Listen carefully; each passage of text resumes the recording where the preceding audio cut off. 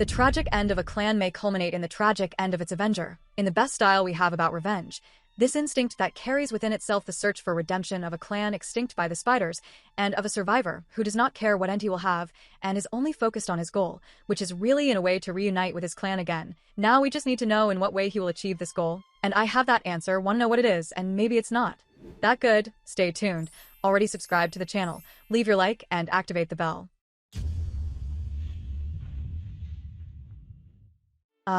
Kurapika's end always seemed inevitable. Like a line that was drawn from the first moment he appeared, and when we actually know his sad story. The idea that his journey would end in tragedy was being carefully built by Togashi, as if there were a hidden weight accompanying each of his choices. Each step that took him deeper into the darkness he swore to defeat. We already know this story in some animes, right Sasuke? But will we have here in Hunter x Hunter and Naruto to put an end to this revenge? Hard question, huh guys? And if this end finally comes, brutal, sudden, painfully symbolic, maybe it is the most coherent ending his story could have. Whether he dies with the scarlet eyes back to his clan or not, avenging himself or failing in the process, Kurapika's death will not be a simple loss. It will be the final scream of a character who is never allowed to live in peace. How much pain this boy carries within himself. Since the beginning, Kurapika was presented as someone broken. Not broken in the classic sense of the word, but molded by pain, rebuilt on top of an immense void, where once there was an entire village. The Kordo were massacred, and their eyes, the cursed and sacred heritage of their people, torn out and traded as trophies. Faced with such barbarity, young Kurapika chose revenge as the only reason to exist. He did not seek justice. Justice implies a belief in the moral balance of the world, and for Kurapika, that world had already been destroyed. He sought retribution. The pain could not be eased, but maybe it could be imposed back onto those who caused it. His first target was obvious, the Phantom Troop, the organization that destroyed his clan out of whim, out of interest, out of a cruel indifference to human life.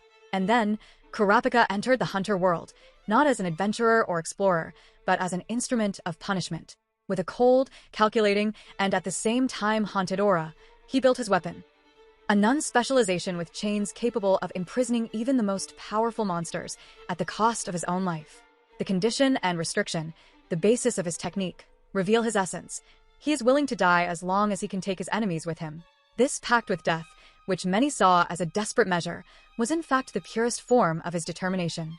But the years passed. The eyes were being recovered one by one, with blood, sweat, and a burden that became heavier with each achievement. The contrast between the ideal of revenge and the reality of the process began to corrode what was still human in him. In the name of the clan, Kurapika accepted staining his own hands even more, set aside compassion, distanced himself from friends, plunged into a pit where the only light came from the promise he made to himself when he buried the bodies of his people. And even so, the pain did not cease. With every eye recovered, a piece of his sanity seemed to fade. What we are currently seeing in the boat arc heading to the Dark Continent is the peak of this spiral. Kurapika finds himself at the center of a silent war, manipulating princes, dealing with nen beasts, being forced to make moral choices that violate everything he once believed in. Now, as Wobol's bodyguard, the baby of the 8th princess, Kurapika has become something more than an avenger. He has become a symbol of emotional decay. He is closer to a cold entity that manipulates everyone around him than to a hero. And behind his eyes, there is always exhaustion. He does not sleep.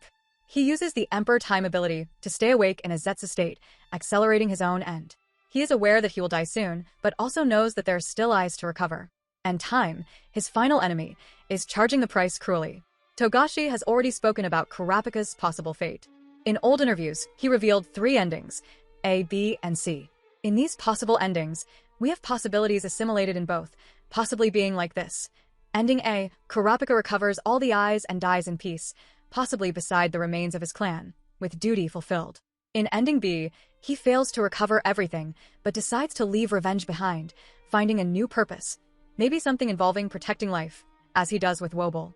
In ending C, the darkest of all, he becomes what he swore to destroy, a monster devoured by his own hatred. A collector of eyes, a cold being who forgets the difference between victim and aggressor.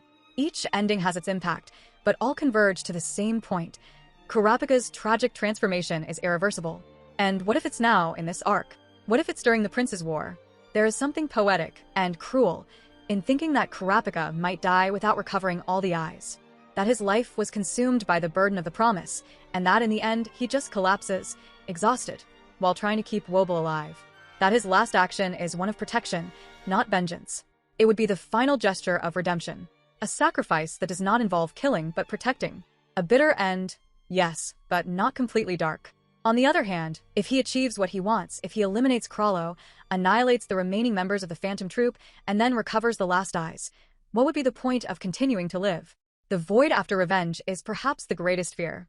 Kurapika has no plans for the after. His none is structured to kill. His life has been directed toward this. And then, after the last Scarlet Eye is placed in the reliquary that holds the remains of the clan, what would be left? Perhaps just a calm, silent death in front of the altar of the dead.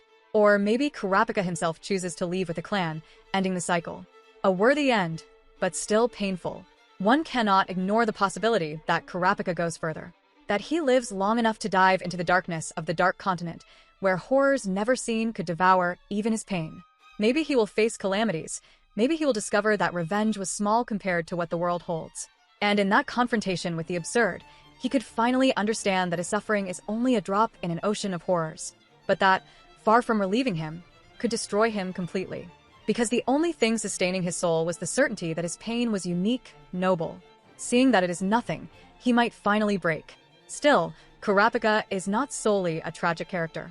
He is also a symbol of persistence, of someone who, even at the cost of everything, remained faithful to his oath. He could have let himself be consumed by illusions of power, like so many before him. But no. He never wanted to be king. He never wished to dominate the Nun world. All he ever wanted was to restore the memory of his people. And for that reason, his possible death weighs so much, because it will not be just the fall of a warrior, but the end of a lineage. The closing of a culture, a beauty that survives only in the scarlet eyes that shine when their emotion overflows. And if he dies at the hands of the troop, if it's Maki or Finks, or even Krallo who defeats him, it would be a symbolic defeat. The reminder that hatred is not enough to win. But it would also be the final push for another character, Leorio, perhaps, to carry the legacy.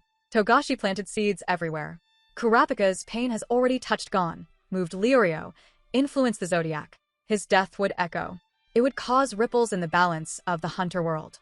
It would make others look at the massacres that keep happening, even far from the Korta clan. Because Kurapika is a lens. By observing his suffering, we see all the others. Togashi's continent is full of hidden tragedies, and Kurapika was just the one who dared not ignore his. Maybe his end is silent. A discreet scene, in a dark room on the boat, with him falling after activating the Emperor of Time one last time. Maybe it's grand, in a duel against Krallo, with chains tearing through space as his eyes shine like red suns. Or maybe it's cruelly anticlimactic, like many human ends are, a betrayal, a trap, a carelessness. Whatever it is, the impact will be the same. The world will grow colder without Kurapika. And what would remain after that? A moral vacuum.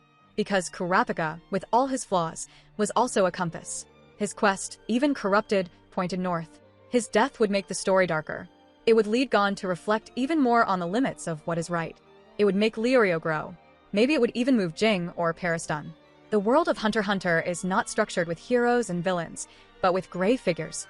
And Kurapika is one of the most complex shades of that gray. The most painful thing, however, is not imagining his death. It is knowing that perhaps it is necessary. Not out of authorial cruelty, but because the story demands closures. Kurapika's pain is already at the limit. His vital energy is draining away. And every day that passes, every new use of the Emperor of Time is one step closer to the abyss. He already knows. Everyone around him, even if they don't say it, also knows. The countdown is underway. Maybe Togashi will surprise us. Maybe ending B is still possible. A living Kurapika who decides to teach, protect, and make the memory of his people survive not only in the Scarlet Eyes, but in ideas, words, stories. But it would be difficult.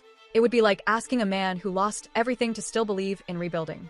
And if Kurapika can't, if there simply aren't any more forces, then his death will be not only understandable but necessary. A final gesture from a character who never had rest, and who, in the end, may finally find peace, even if in death.